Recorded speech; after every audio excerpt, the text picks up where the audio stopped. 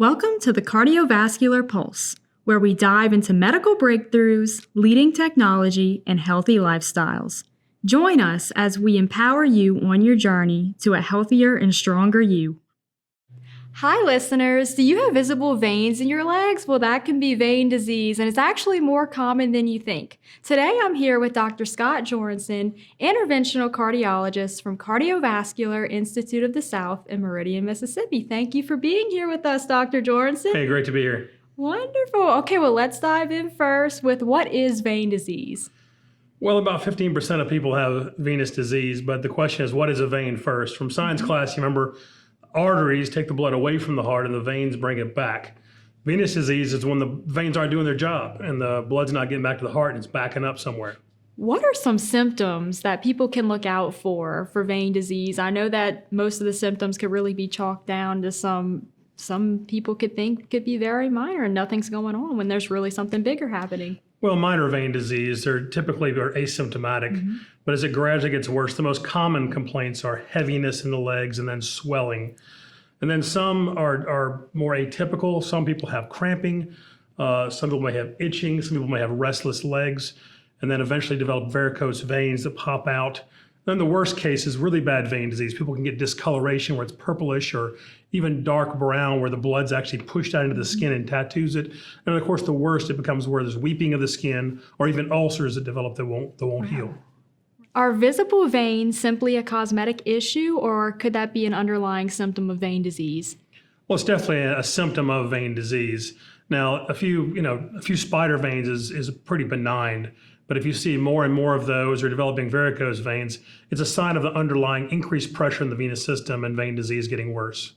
What are some risk factors that people can look out for vein disease? Well, the older you are, the more at risk you are. Females have more venous disease than males overall. Smoking is definitely a risk factor. And there's things that have to do with being sedentary, not moving around a lot, or being overweight. Veins are soft and floppy. If you feel your wrist, you see a pulse, a nice strong artery, but then the veins, if you push them, they're very soft and they can be bullied by anything pushing on them. And if your abdomen is pushing on that vein, it can't get back up out of your legs. For the same reason, when you're pregnant, first you've got a third more fluid in your body, but also you've got that gravid abdomen pushing on the veins and the blood can't get back up and it pools. And when it pools, it can make the veins enlarge and leak. And after you have your baby, that goes back down. But if there's damage to the veins, that can be an ongoing problem with varicose veins or leaky veins. Also, things like just anything with standing, more standing or sitting for a long period of time and less moving. So when you move, you're actually pumping the blood out of your legs using the valves in your veins. But if you sit still, that doesn't work, and it pools and it causes pressure and makes the veins swell and can be damaged. And then, of course, worst is blood clots, where you've got a clot that develops in your leg and then it damages the valve permanently. And that's probably the worst case situation.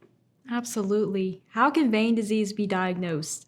Well, usually you can tell what's going on really with just taking the symptoms by taking a history from the patient and doing a physical exam. When you need a diagnostic test, there's a lot of things that can be done, such as MRI, CT scan, lab tests, even thermal scans. But ultrasound, the vast majority of the time, is the mainstay for diagnosis. It depends on if you're looking for blood clots or if you're looking for just general vein disease and leaking veins. So we do an ultrasound test, and then a lot of times we do what's called a reflux study, where you look for evaluating the valves throughout the legs, because that's where most of that happens, and then seeing if you've got a problem with the valves not doing their job. For sure. How can vein disease be treated? Well, most vein disease can be treated just with lifestyle modification. Some people have to work. They have to sit at their job like at a computer, or they have to stand if they're a waiter or a waitress or whatnot.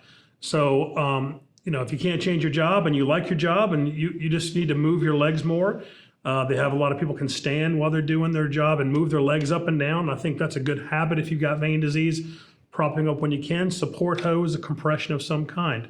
However, if somebody's done lifestyle modification, they've done all the things they need to do, but they still have trouble with their veins, their legs. We've come a long way with technology. Absolutely. I mean, it used to be back in the 70s, 80s, vein stripping. You had to have surgery to remove these veins. Then we got improvements with laser and heat ablations, which don't require surgery, which is great, but you can't treat the bottom of the leg because of nerve damage risk. and there's a lot more injections for pain and discomfort from those. But now we've got non-thermal, which is about 99% of what I do now is non-thermal, which doesn't require those risks and are much less painful or much less discomfort doing the procedure. Wow, I love how all the treatment options are very minimally invasive, and they're definitely innovative to the times now these days. What happens if vein disease is left undiagnosed or untreated? Well, if it's a blood clot, for example, if you get sudden swelling of one of your legs, then you need to get seen quickly because it can cause damage to your leg valves or even go to your lungs and cause a blood clot in the lungs that could be life-threatening. But for just general leg symptoms, swelling and discomfort and that sort of thing, it can progress over time, typically does, and can cause varicose veins or skin color changes in your legs. And if you're concerned, consult your doctor and have it looked at. When you treat a patient, does the visibility of those veins go away? Does the cosmetic appearance become better after the treatment's done? Well, I'll just tell you what I tell my patients that have advanced disease that come for an ablation. I tell them if you're looking for noticeable improvement in your swelling and discomfort, I think you'll be happy. Now, as far as the cosmetic part of it, it depends on how advanced the disease is. Generally, you're going to get some improvement in the cosmetic appearance, but the more advanced it is, the harder that stuff is to reverse. People who have dark, discolored skin and that sort of thing may get a little bit of fading, but not. So the more advanced it is, the less cosmetic improvement. But the main thing is, though, you're stopping the advancement of the cosmetic changes, if that's what you're concerned about, because you're dealing with the underlying problem, the high vein pressure from the leaky veins. So it shouldn't advance as fast or at all if you do the procedure. And that is definitely another benefit of being proactive. Yeah, of course. Absolutely. Well, thank you so much for being here with us, Dr. Joransen. We certainly learned a lot of insightful information about vein disease and innovative treatments and lifestyle modifications that can all go together to prevent vein disease for you. Thank you again for being here. My pleasure. We hope that this has empowered you on your health journey. If you have health concerns, visit cardio.com to learn more or request an appointment. Make sure to follow this podcast as well as CIS on social media for updates. Thanks for listening.